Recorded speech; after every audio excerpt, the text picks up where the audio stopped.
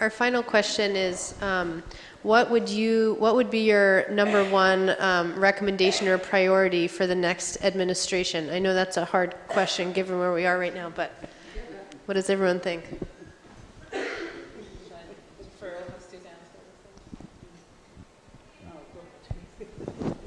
That's a tough one. I mean, I think, Andrea, going back to your point and thinking about your work, it would be difficult to say that there's one priority. I mean, certainly having equal pay helps to lift a lot of boats.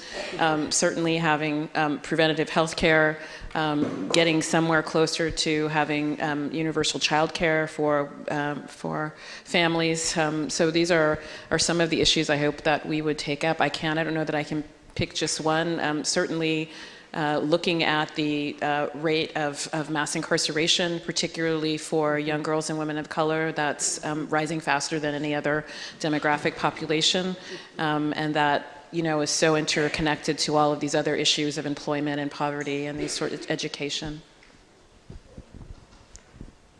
This is hard for me. I agree with everything you said. You don't have to. No, I do.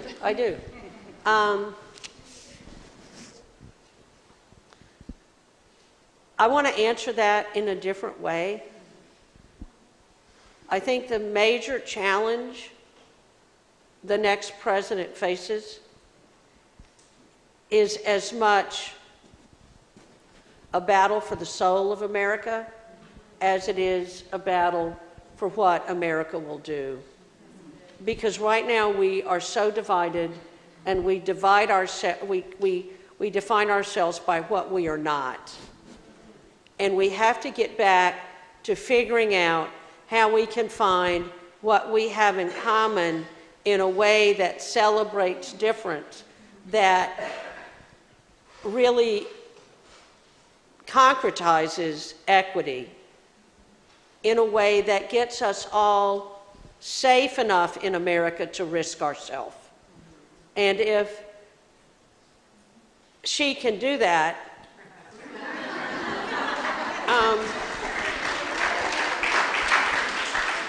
or he can do that, it will be an extraordinary accomplishment.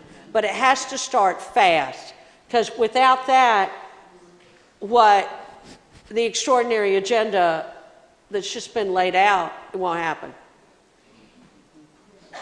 Amen. Suzan?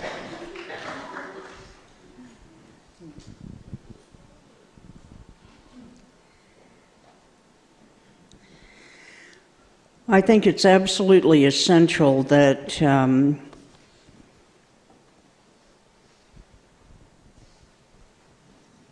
President Clinton invite more and more women of color and girls of color to the White House, and fewer white women and white girls to the White House, until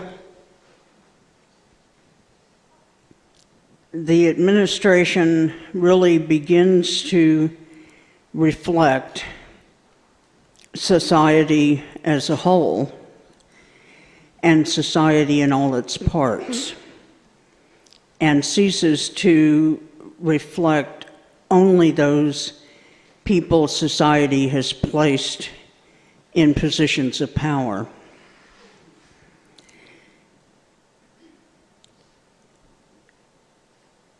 And I think back to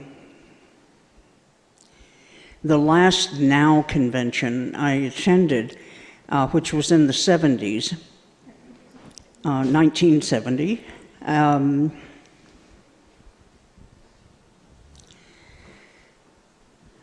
Where the main theme was passage of the ERA. Remember that, the Equal Rights Amendment? And I was there because I was a campaign manager for a friend of mine who was from Washington, D.C., and she was African American and Native American, spoke fluent Spanish, also spoke fluent Russian and was the head of the Institute for Women of Color. And she was an ideal candidate. She was a great campaigner herself and really quite a fine scholar. So she was running for secretary. It looked like our side would prevail. And we were called to a meeting of the officers of the organization, and they asked her to withdraw.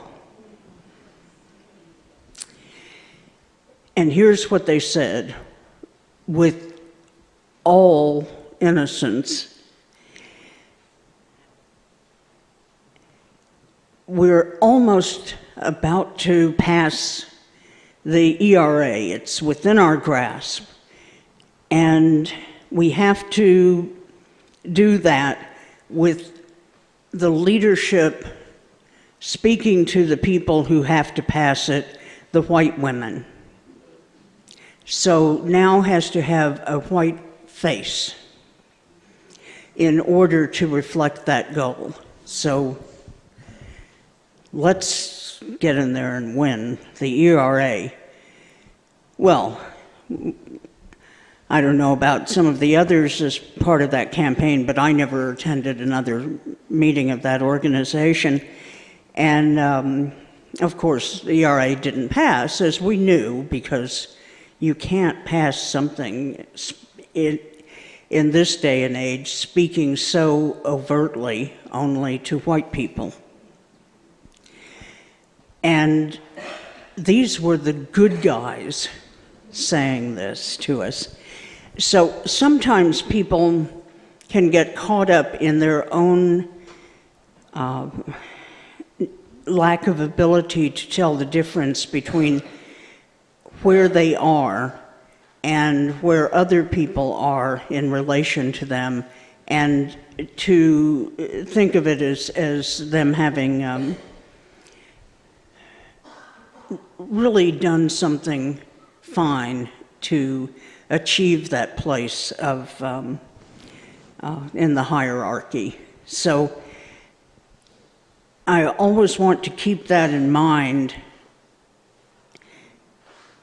And that's a story that could be told about, with just a few changes, about almost any organization in the country, and about almost any progressive organization in the country. So it's not a knock on the one I told it about, although that's the one it's true about.